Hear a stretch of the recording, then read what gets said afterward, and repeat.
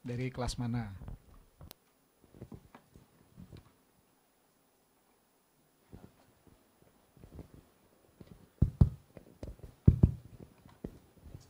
Tes tes oke.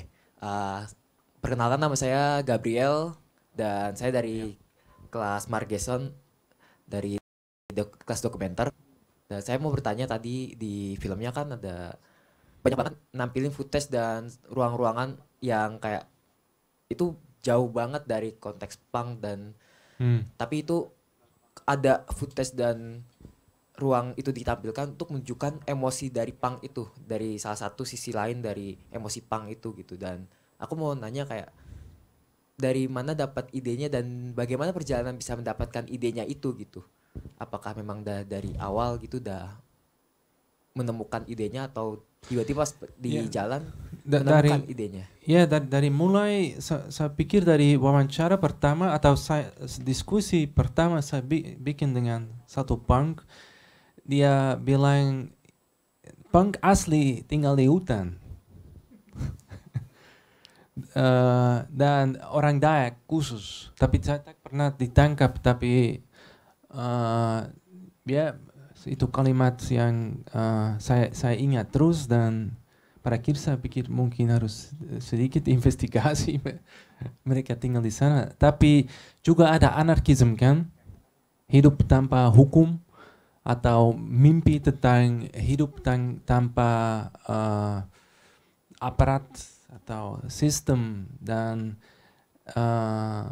ya cuma tidak terlalu banyak wawancara dengan orang suku-suku, tapi dari semua kalimat yang saya ambil saya pikir sangat terekspresi pikiran anarki seperti satu bapak yang bilang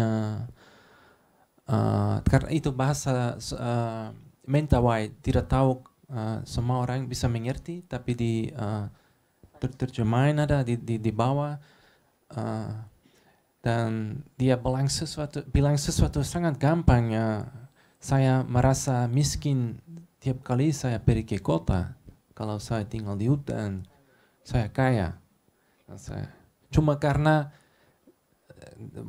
ya sudah sampai di kota dia harus bawa baju karena dilarang tanpa baju. Dan tapi itu kalimat sangat gampang tapi sangat terekspresi sistem kapitalis. Dan juga saya lupa kata ini saya tidak ini ontheemd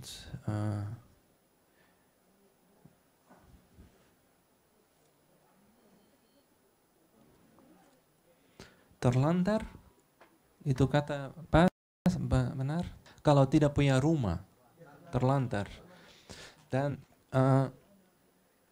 karena di dalam proses film saya juga tidak selalu itu punk dan juga saya mau keliling Indonesia dan saya syuting terus pada akhir punya banyak hard disk dengan footage, tapi dengan khusus dengan keliling atau tinggal bersama orang Dayak, saya sangat merasa kesadaran bersadar tentang lupa kata tunggu tersandar saya tidak mengerti tidak dengar ya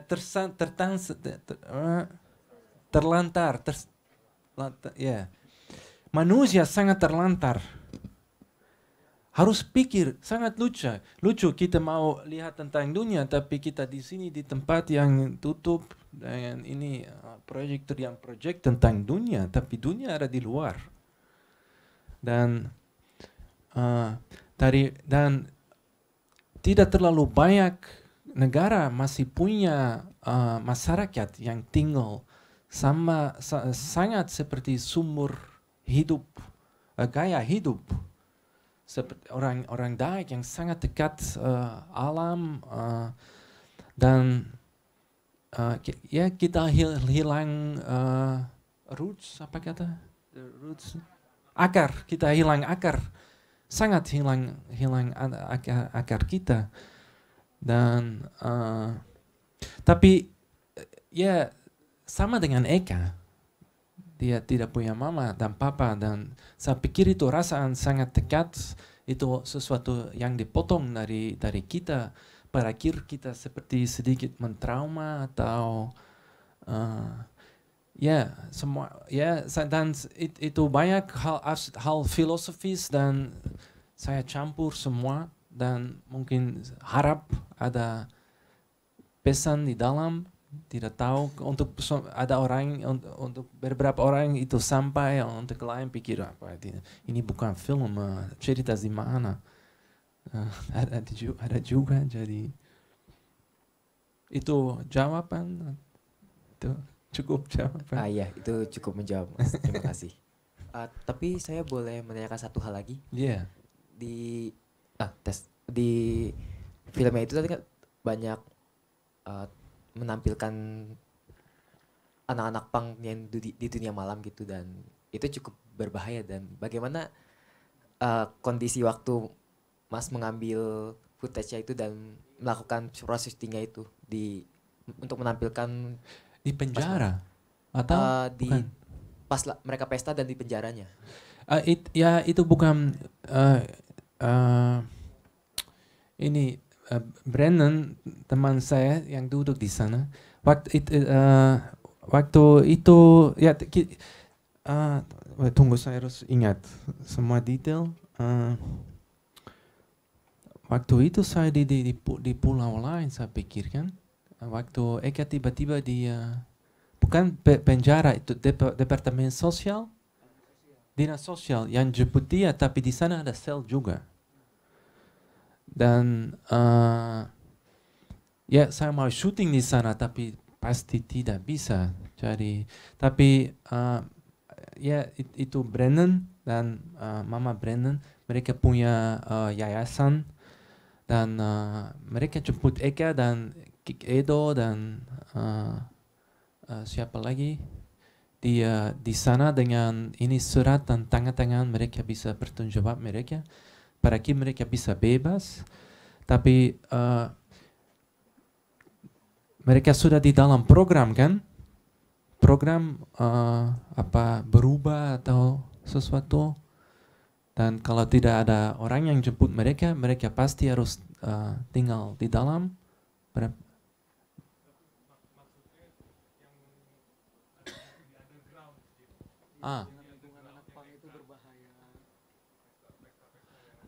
Oke.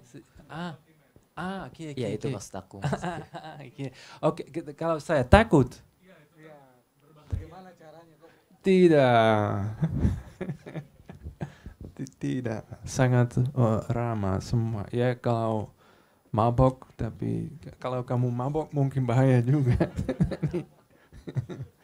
Tidak, semua hati kecil atau hati besar, tapi tidak. Tak pernah saya merasa dimulai kalau tiba-tiba di tempat dengan banyak punks, ya kasih itu intimidating. Tapi ya itu apa mereka buat. Dan juga kalau mereka tinggal di jalan, jadi kalau ya banyak bahaya di jalan, jadi mereka bikin ego, personalitas keras begitu, tapi tak pernah. Kalau ada acara punk harus masuk. Tapi ya itu baik apa kamu bilang, karena pada akhir kamu pikir tentang stigma sekarang. Dan tidak tahu, dulu saya ingat banyak kali, anak punk, karena orang rakyat tahu mereka dari lampu merah kan, dan banyak tato dan bau atau konsep begitu. Dan itu menarik sangat. Sorry, saya bicara terus karena Ya, mereka bikin tato dan merasa stigma, pada akhir mau protes ke stigma, bikin tato lain, itu seperti putar tanpa akhir dan dengan masalah juga. Saya belum bilang, tapi Eka sekarang sangat di penjara, sudah 3 tahun, hampir masih 1,5 tahun untuk narkoba. Jadi, ya. Tapi ya, polisi kasih HP, jadi mereka bisa cari uang. Jadi banyak kontak. Ya. Masih berhubungan sama Eka? Ya. Tiap minggu. Ya. Tapi pada akhir film sangat memprediksi ya masa depan dia. Jadi waktu itu terjadi tiba-tiba seperti sudah tahu, tapi dan tambah tato, sekarang tato di mana-mana, jadi ya kalau dia ya seperti kriminal di sini kan. Oke Jim, jadi dari Gabriel tadi mempertanyakan mengenai bagaimana kalau seorang filmmaker itu masuk ke dalam lingkungan yang tadinya memang dianggap stigma itu yang berbahaya atau apa. Bagaimana caranya beradaptasi dengan lingkungan itu gitu?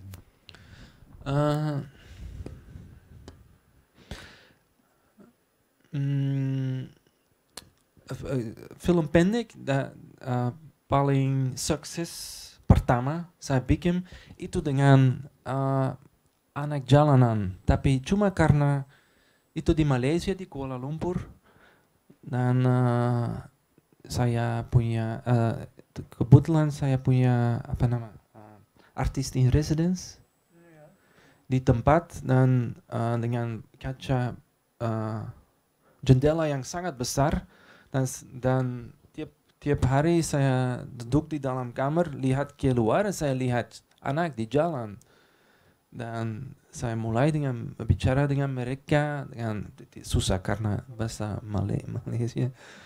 Tapi ya satu hari saya mulai dengan syuting dengan mereka, dan tiba-tiba saya punya film pendek, jadi kirim ke festival, dan itu mulai dari karir sutradara dokumenter dari saya. Karena sebelum saya bikin film eksperimental, kali pertama saya bikin sesuatu dengan fotografi dengan video, dan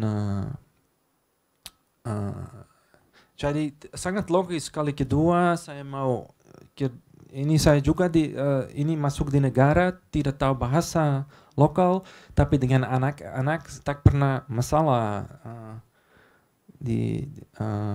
dan saya mau bikin sesuatu baru dengan anak, dan saya ketemu Bapak Brandon yang guide di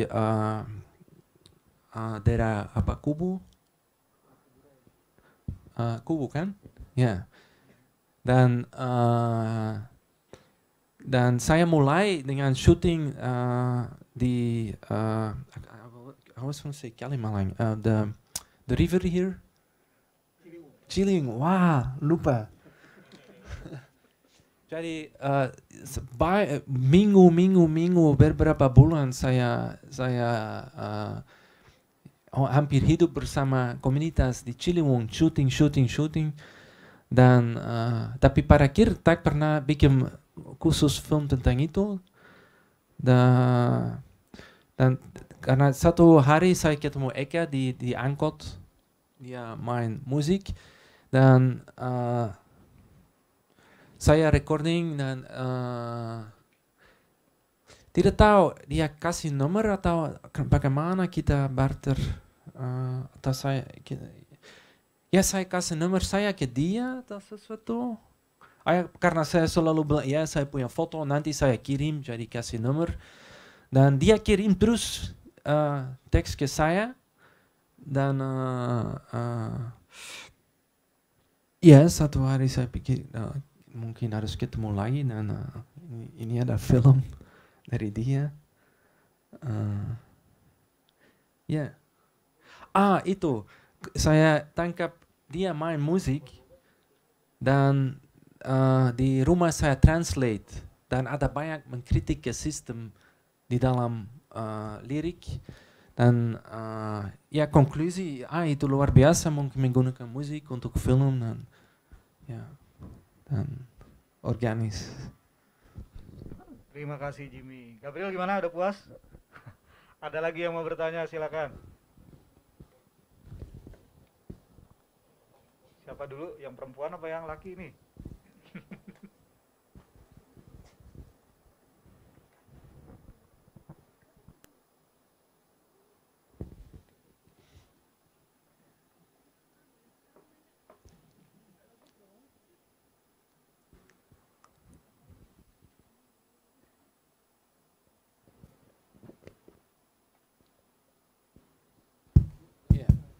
Oke. Halo Mas Jimmy. Perkenalkan nama saya Danuar Saputra, D3 dari kelasnya Mas Gerson. Saya ingin bertanya, selama pembuatan film dokumenternya, Mas ini kan selama 6 tahun ya?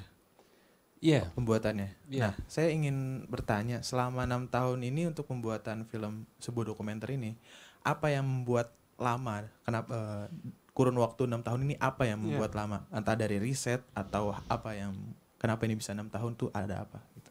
Kira-kira. Terima kasih. Edit sudah 1 tahun. Jadi edit 1 tahun jadi cuma 5 tahun untuk produksi dan syuting. Dan saya masih kerja di Belgia. Jadi tiap kali harus tunggu libur tentu saja. Dan ya cari uang itu hal dan sangat penting. Dimulai ambisi kita cuma film pendek 20 menit dan sangat eksperimental dan komisi film kita sudah terima itu sesudah film sebelum di Malaysia saya menang beberapa award, jadi mereka sangat percaya itu langkah pertama, sekarang langkah kedua dan tapi ya dengan gambar yang luar biasa kita bikin film pendek tapi bisa kasih ingin tahu ke orang lain, jadi kita bisa berkumpul uang lebih uang dan bikin also juga kumpul uang dari lupa kata fundingnya dari teman dan hal begitu dan ya mungkin saya juga sangat bingung dengan saya sendiri di dalam proses film dan beberapa krisis mental dan tidak terlalu banyak di film, tapi saya sangat tinggal bersama suku Iban lama, Mentawai juga, karena cuma cari pengalaman juga dan banyak waktu hilang karena saya cuma ya di sana itu tempat murah, tidak perlu terlalu banyak uang. Jadi dengan uang sedikit saya ya jadi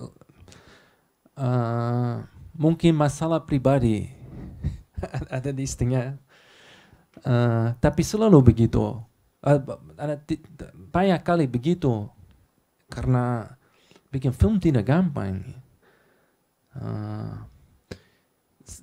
Tiap film adalah miracle karena sangat datang dari fantasi dan sangat kompleks dan perlu kredit lama banyak orang yang bantu dan mahal dan bagaimana kamu punya fantasi yang sangat besar dan orang lain harus kasih uang untuk fantasi kamu jadi ya konflik dengan produsen juga karena tidak percaya lagi saya bisa selesaikan film karena kamu di mana belajar bahasa Indonesia di hutan. Dan tapi itu sangat juga mungkin melamun saya dari anak kecil sangat ingin tahu ke hutan dan sangat ingin tahu punya pengalaman mungkin punya sedikit darah antropologis di dalam saya. Sangat ingin tahu ke petualangan yang paling tinggi dan itu untuk saya tinggal di hutan seperti Indiana Jones. Dan tapi sekarang ini semua sangat salah di lingkungan barat, eksotisme dan kolonialisme sangat sensitif. Tidak tahu bisa merasa di lingkungan Indonesia juga tentang itu atau film itu kalau saya mau bikin sekarang sangat lebih susah. Karena di lingkungan barat mereka langsung bilang, kenapa kamu orang barat? Kenapa mungkin orang Indonesia harus bikin film itu? Karena kita banyak mengkritik datang dari itu. Karena orang barat punya sejarah menjajah. Tapi menjajah tidak cuma di banyak aspek kan, tangkap industri musik, tangkap banyak industri, jadi tapi juga dengan film. Seperti saya sekarang bikin project di Sumba, semua tulisan sejarah datang dari tangan barat kan. Semua antropologis, hampir semua itu semua orang barat, jadi dan itu itu sesuatu sangat lain, tapi diskusi sangat menarik saya pikir. Kenapa itu orang luar dari luar negeri pilih untuk subjek subjek spesifik, kenapa tidak orang lokal? Dan jadi tadi sebelum film ini diputar, Jimmy sempat cerita dia lagi ada project di Sumba. Itu ketika dia kesini, dia meminta orang lokal sana yang memang sudah belajar pegang kamera, itu diberikan kepercayaan dari Jimmy bagaimana merekam tentang permasalahan di Sumba, begitu Jimmy. Jadi secara tidak langsung membuka kesempatan kepada mahasiswa IKJ juga yang ingin bekerja sama dengan Jimmy, begitu Jim? Ya bisa, tentu saja. Ya luar biasa. Saya suka belajar dari kamu juga. Ada lagi yang mau bertanya?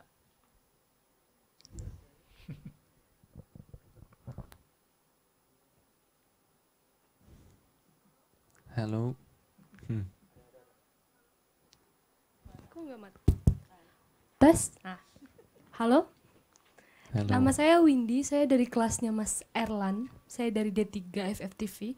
Saya mau bertanya, tadi kan di dalam film itu banyak footage dari suku-suku orang-orang di suku-suku yang tinggal di pedalaman hutan.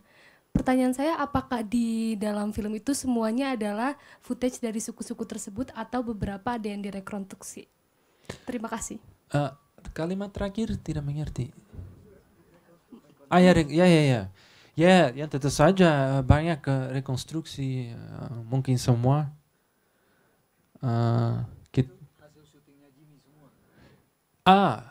Hasil syuting dari saya, bukan?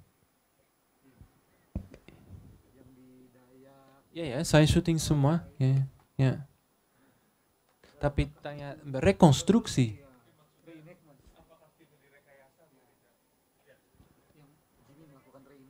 Ya, reenactment,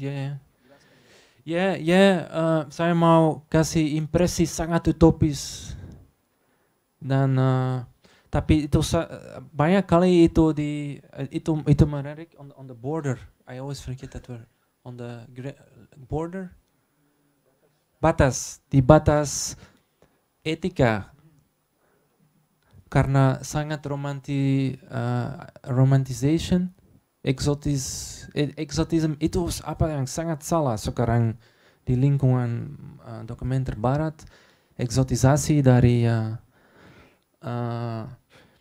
dan waktu itu saya juga sangat ragu itu baik atau tidak, karena ya saya menemukan seperti suku Iban. Saya sangat ingin bikin ini begitu. Saya mau syuting di suku Iban dan saya Google banyak gambar mereka di pakaian tradisional, tapi sudah sampai tidak semua Adidas dan jadi saya tidak eksotis seperti saya pikir. Dan jadi ya ada satu teman Indonesia yang bilang kita beli di pasar kain dan ini kostum Iban, mereka punya beberapa kostum. Ada satu yang mereka bawa cuma hitam, satu sangat gampang, jadi kita beli di pasar. Dan waktu saya ambil dari plastik dan untuk saya mau nanya mereka bisa bawa, saya sangat malu dan bagaimana saya. Dan ada bapak yang sangat tua, dia lihat sangat senang, wah, dan dia langsung contoh dengan anak muda dan 10 menit mereka semua bawa. Jadi dan waktu saya berangkat ada yang nangis dan bilang itu luar biasa kamu kesini karena kamu kasih sedikit banggaan tentang budaya kita. Kita pikir terus harus pakaian biasa atau ini celana, tapi ya mengerti? Sangat terbalik. Jadi sangat terbalik apa yang ini mereka sekarang di barat bilang ke saya, tidak, ini dilarang, tidak bisa. Kadang-kadang tidak fungsi begitu. Kadang-kadang ini ya kita mau bikin foto dari dulu, tapi ada ya kamu kasih nilai. Itu sesuatu yang cantik dan tapi kompleks, kadang-kadang juga tidak seperti ya ada banyak contoh dari eksotisasi yang sangat eksploitasi juga. Jadi ya dengan tato sama suku Iban itu cuma satu tato suku ya lagi yang bikin tato begitu, dan Mentawai, tapi itu khusus karena turis yang datang, orang barat yang datang dan ya lihat ini bunga terong dan datang terus untuk belajar. Pada kira anak muda sangat terinspirasi dari itu, punya masih tato di mana-mana, sangat bangga untuk budaya mereka, tapi khusus untuk karena turis datang. Jadi sangat terbalik apa yang kita mungkin pikir, turis hancur budaya.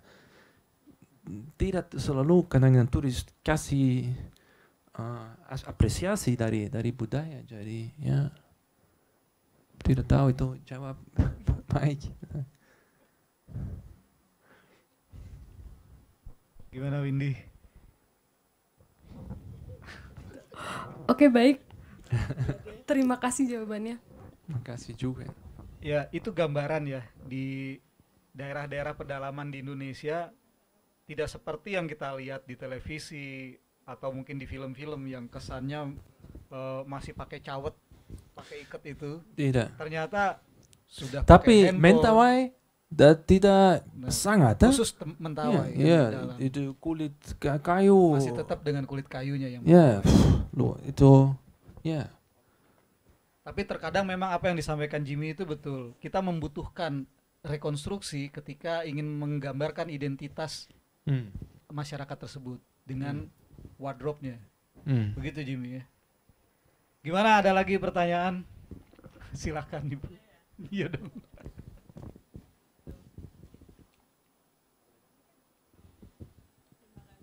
Jimmy. Ya, terima kasih Mas Jimmy. Kebetulan saya suka sekali.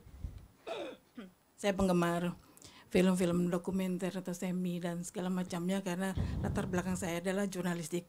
Jadi saya melihat ada jurnalisme di sini ya. Karena ini sifatnya dokumenter juga kan, sesuatu yang faktual.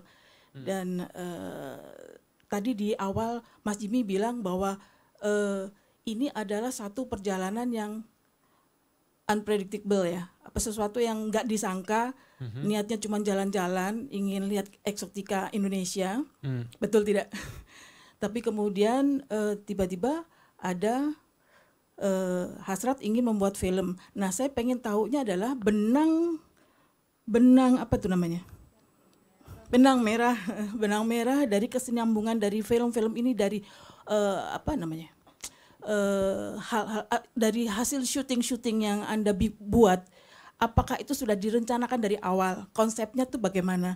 Apakah menunggu 6 tahun kemudian Anda baru melihat bahwa ketika Anda bereksotik ria di suku Dayak dan di berbagai tempat di mana Anda sedang lewati, itu baru ketemu, oh iya ada benang merahnya nih, saya mau bikin punk nih. Kemudian ada masalah tato di situ, dan kemudian Anda kasih jalinan benang merah ke suku Dayak dengan filosofi lokal, kearifan lokal dan sebagainya, dan apakah seperti itu prosesnya dari awal, tengah atau setelah Anda melihat semuanya kemudian Anda mengkompilasikannya secara runut, padahal tadinya acak gitu. Terima kasih. Ya, ada beberapa event di hidup saya waktu saya sampai di Indonesia kali pertama, dan seperti sudah bilang, hari kedua saya ketemu Bapak Brennan dan suami anaknya yang di depanmu, yang mengintroduksi saya di daerah Kubu. Jadi saya sedikit shock karena sangat lain dari dunia saya, dan jadi saya sangat mau bikin sesuatu dengan itu, dan tapi event kedua itu Eka yang saya ketemu, dan diangkut tapi belum tahu, dan jadi saya sangat lama di sini dan syuting di daerah Kubu. Ketiga, saya sangat ingin tahu ke Gunung Api Bromo, dan itu saya pikir hari sebelum saya berangkat ke sana saya ketemu Eka, dan mungkin angkot dan ke bandara seperti ketemu Eka, dan sudah di bandara saya ke Bromo dan syuting di sana, dan kebetulan saya bikin gambar luar biasa dari ini asap gunung api and epic, sangat intens lapangan atau landscape di sana itu seperti tidak dari dunia ini. Jadi tapi waktu saya balik dari syuting, saya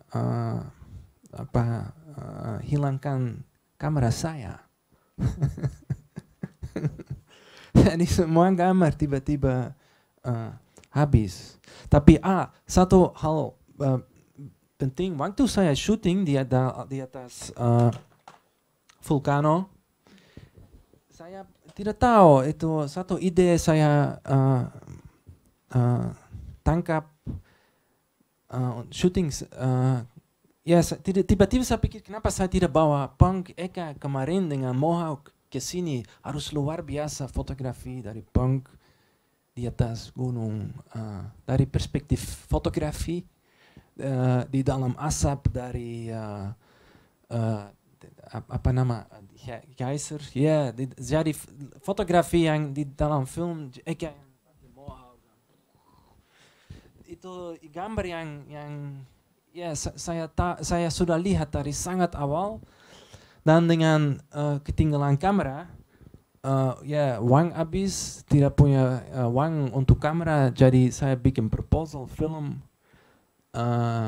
dan ya ambil fotografi dari internet, dari Google, dari Vulcano dan anak punk, dan saya itu aplikasi pertama ke komisi film, mereka terima. Jadi Vulcano dan Eka, ya itu sangat tidak dimulai dari konsep film. Tapi juga ya karena itu sangat kontras dari Jakarta kan, dan sangat alami, dan ini semua ya penuh dengan gedung, dan saya lihat banyak poesi di dalam kontras. Vulcano sangat tempat mistis, dan ya, Jakarta juga mistis. Ya, dan pada akhir ya mungkin kontras itu kasih semua inspirasi untuk bikin film. Ya, cukup. Tapi Eka sudah di sana dari mulai, jadi dan dengan di aplikasi itu cerita dari anak punk dengan teman yang keliling Indonesia, tapi belum tahu tentang fakta dia dari broken home, dan bapak dia orang tentara, dan itu semua kebetulan yang di proses syuting sangat kado,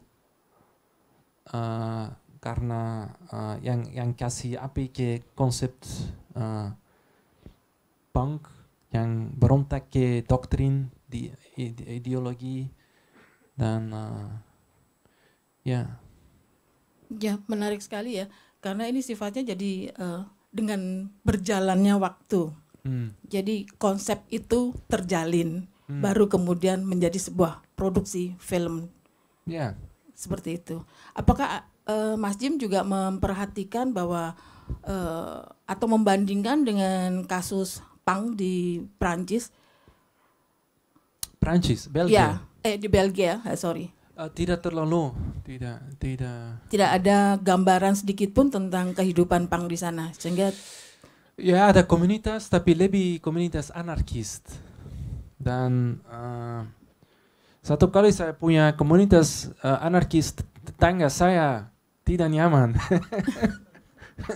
Anjing pupu di dalam atap saya, dan stres.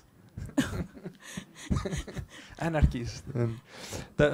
Bercanda, tapi komunitas punk sekarang karena fashion lebih besar, tapi pada akhirnya itu bukan komunitas saya. Baik. Walaupun saya punya di sini banyak teman punk, tapi di Belgia tidak.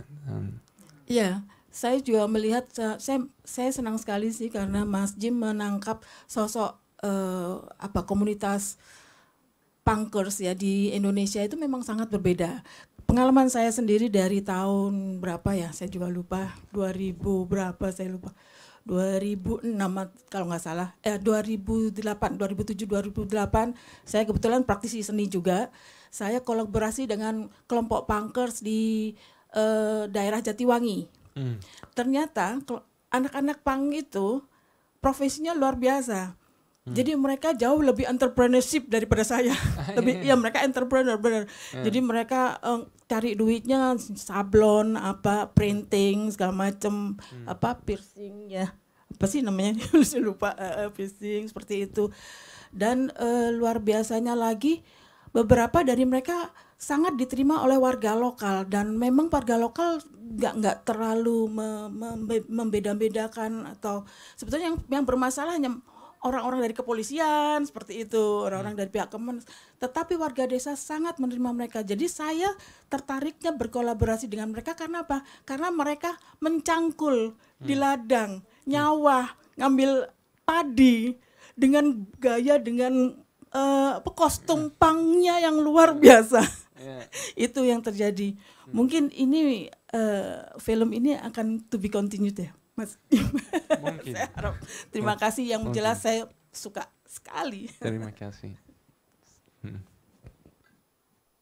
Gimana? Ada lagi? Masih ada kesempatan kita. 5 menit lagi. 15.30 jadwal di kalendernya.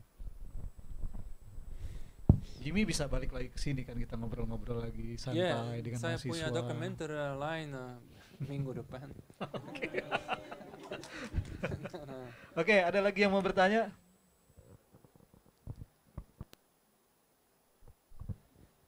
Gimana? Alan? Oh, silakan Lan. Halo, selamat siang. Nama saya Alan dari kelasnya Mas Erlan. Mungkin pertanyaannya tentang tantangan apa sih Mas Jimmy ini sebagai turis untuk membuat film di Indonesia, apalagi mengenai mencoba menggabungkan kebudayaan ya subculture apa dia pangkan akulturasi juga kan dengan kebudayaan asli seperti suku Dayak. Apa sih tantangannya? Menemukan challenge-nya menemukan benang merah.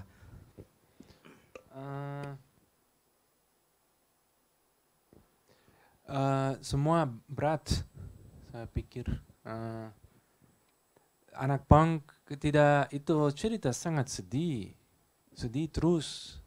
Mereka bikin fun, bercanda, tapi sangat sedih, ya miskin. Dan seperti ya Eka di penjara sekarang itu haunting, apa kata, film mampu sudah selesai beberapa tahun, Eka masih di hidup saya tiap hari, kadang-kadang harus nangis karena dia sangat dekat saya, dan cerita film sangat tentang itu, dan pada akhir terjadi hampir apa yang ini di apa gambar di departemen sosial masih tidak terlalu susah, tapi tiba-tiba 6 tahun di penjara. Dan tapi semua saya pikir Eka, tapi yang Tato dia juga di penjara, dan ada lain yang juga di penjara, dan ada beberapa yang meninggal karena tidak bisa, ya mereka di jalan jadi dokter,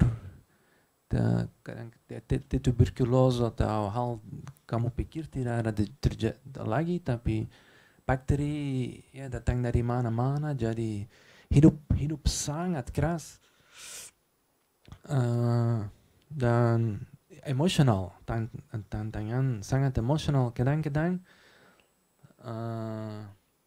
Dan saya ikut mereka di jalan Jakarta, sangat seperti kamu bilang turis, sangat panas, dan Kalimalang saya syuting banyak, dan ya mereka cuma duduk ini kerja di lampu merah, saya syuting, dan sangat keras, panas, keringat, dan sakit kepala, dan banyak berisik, dan di dalam di Dayak ya itu sangat jauh dari rumah. Banyak kali kamu pikir kenapa saya di sini, karena ini masih oke, tapi sebelum saya bikin satu film di Papua, lebih jauh, lebih di dalam hutan, dan ya kadang-kadang saya nangis untuk mama, karena tidak tahu sesuatu yang tarik kamu kalau pasti pengalaman sama-sama biji dari cerita sudah ada di dalam tanah tapi belum mengerti balas belum tangkap masalah yang masih harus datang dan mungkin sudah berkumpul orang-orang jadi mereka sudah percaya di konsep kamu jadi sangat susah tidak bisa langsung hancur dan sudah masuk mimpi kamu dan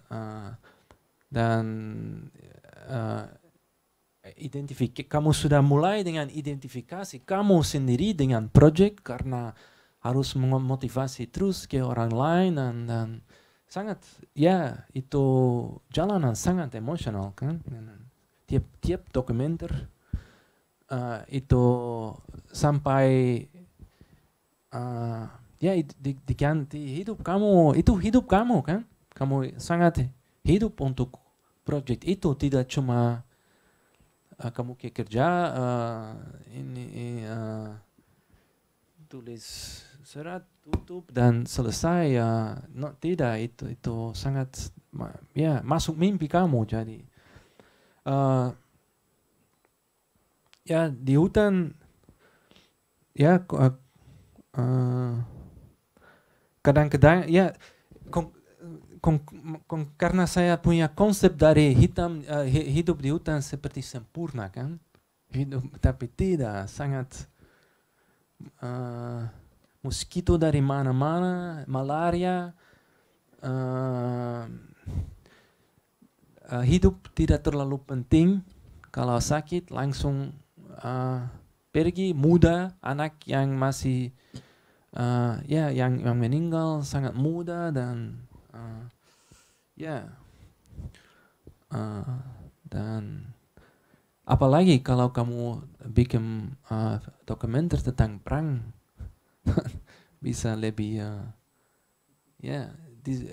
di daerah risiko bisa lebih keras kan dan tapi itu luar biasa juga kalau saya selalu pikir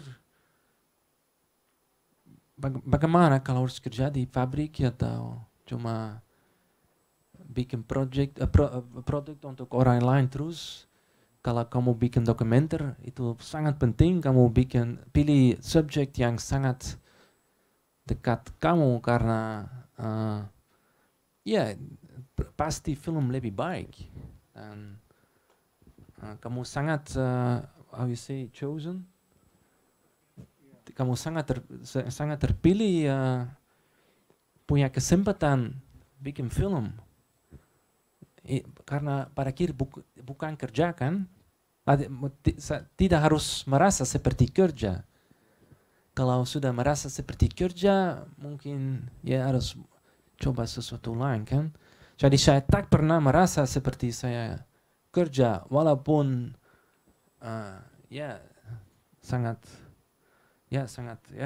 itu kerja juga harus kumpul uang itu berat dan tapi saya pasti semua orang yang duduk di sini karena itu sesuatu passional kan sangat dari dalam perut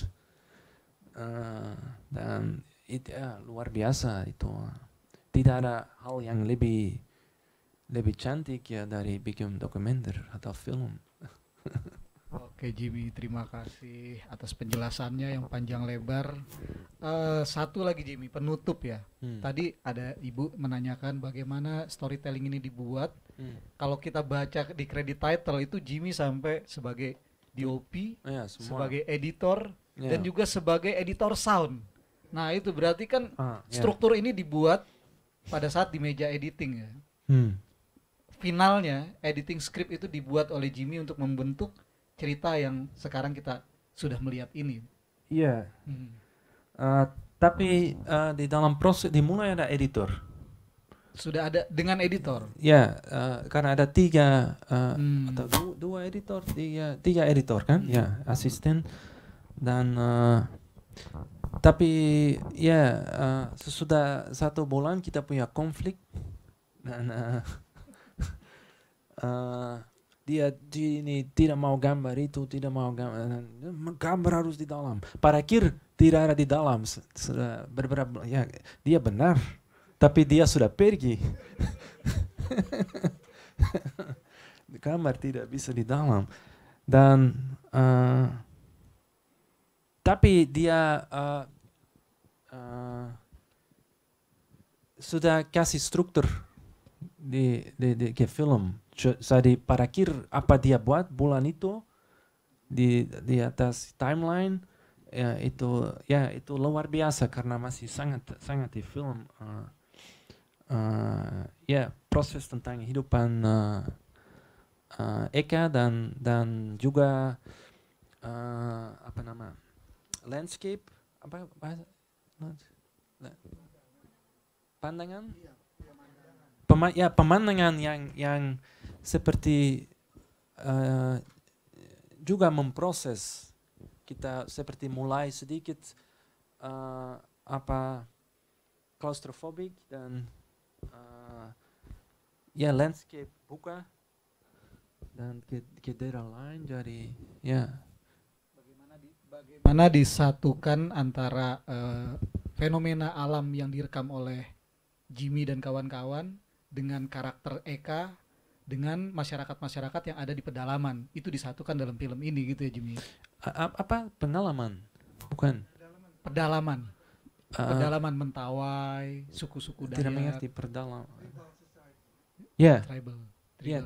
Tapi apa yang antara mereka? Ya, artinya di film ini Jimmy mencoba menyambungkan antara fenomena alam yang direkam, karakter-karakter seperti Gunung Merapi di Indonesia dengan perbedaan-perbedaan masyarakat baik yang di kota Jakarta dan yang di pedalaman tadi di suku Mentawai, di Dayak Iban, itu disatukan dalam satu emosi.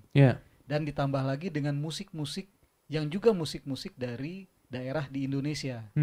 Seperti Tarawangsa. Tarawangsa menyatukan ada tarian hudok, padahal hudok itu ada di Kalimantan, tetapi disatukan emosinya oleh musik Tarawangsa yang dari Jawa Barat, tetapi emosinya sama. Nah itu yang ingin dibuat oleh Jimmy dengan mainan-mainan dramaturgi di cerita ini. Nah ada satu yang belum ditanya sama mahasiswa nih, kok ada pertunjukan teater ada kolonelnya, kok nggak ada yang nanya? Oh udah tahu sih itu katanya. Kenapa Jimmy membuat satu plot itu di panggung teater? Ya penting kan, ya karena itu palsu, bukan Papa Eka, dan kita mau kasih kunci itu palsu, jadi ya kita syuting di teater, tapi rasaan Eka sangat asli, sangat datang dari hati dia, jadi kita juga target. Wow, fungsi luar biasa. Kita mau bikin cerita dia karena cerita sangat pada akhir film kompleks dari sana ke sana, tapi cerita sangat kecil, sangat gampang. Eka mau lihat mama. Film tentang itu. Dan semua hal lain juga sedikit seperti saya tadi bilang, kita seperti hilangkan roots kita,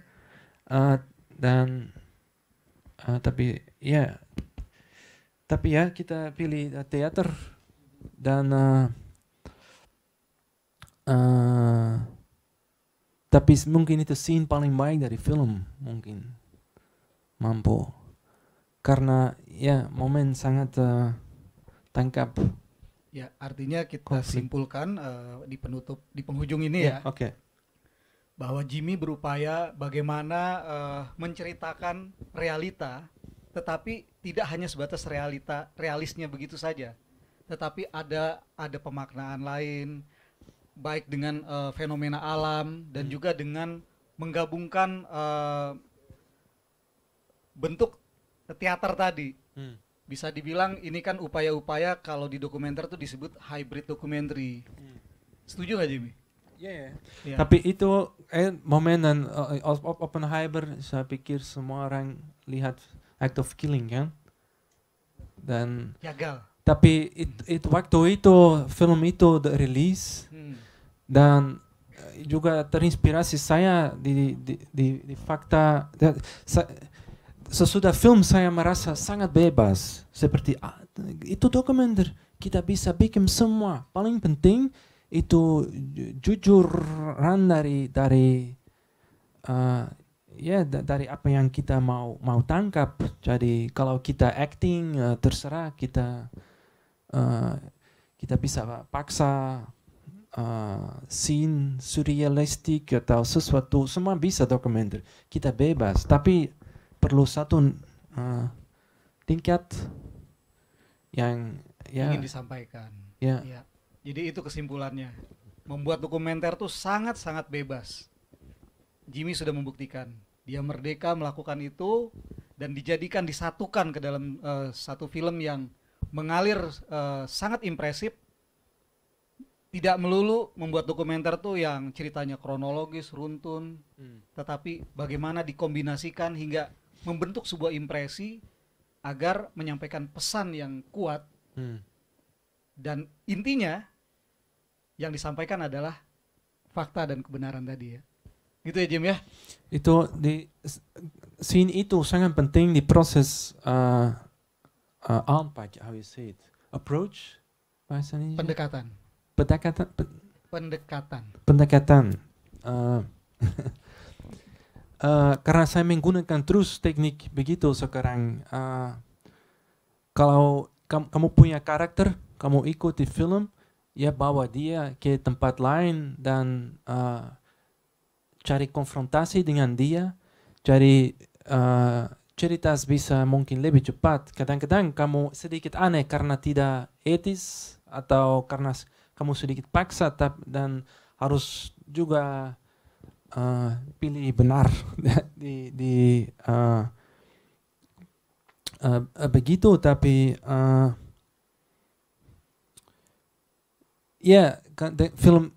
di film ini juga kamu bikin dokumenter ikut satu karakter, ya bisa 1 bulan, 2 bulan, 3 bulan, tidak ada hal yang terjadi dan sangat mahal juga. Dan saya sangat belajar cari konfrontasi dengan karakter, bawa mereka ke tempat dan sedikit stimulasi, tapi diskusi ya sangat berat karena kadang-kadang kamu pikir wah sangat tidak etis. Dengan Ekaj sama kan, apa saya buat di sana, saya kasih lingkungan yang mentrauma dia. Saya mengkonfrontasi dia dengan papa dia yang tidak mau bicara lagi dengan dia. Seperti invitasi, tapi waktu sama sangat paksa sesuatu kan. Jadi kompleks, sangat kompleks. Dan kamu masih bisa pilih di edit, saya hapus atau tidak. Tapi pada akhir terjadi juga. Tapi itu kadang-kadang drama orang dokumenter. Tidak ada paling dokumenter tentang itu, tapi rasaan kita dengan subjek, ada mungkin seperti di Sumba mereka pukul anjing, mereka bunuh anjing di depan mata saya harus berhenti atau saya harus syuting, tapi kalau berhenti besok mereka masih buat. Dan kamu bisa dengan pikir moral, etis, kamu bisa sangat berhenti proses film kamu juga karena terlalu banyak pikiran pribadi harus subjektif, harus objektif, sangat ya kompleks. Ya, kira-kira begitu kesimpulannya apa yang disampaikan Jimmy. Kembali lagi kepada penonton yang melihat film akhirnya. Kurang lebih begitu Jimmy ya. Terima kasih atas waktunya semuanya. Kita sudah sampai di ujung waktu. Jadi pada kesempatan ini sekali lagi kita ucapkan terima kasih kepada Jimmy dan aplaus. Foto bareng.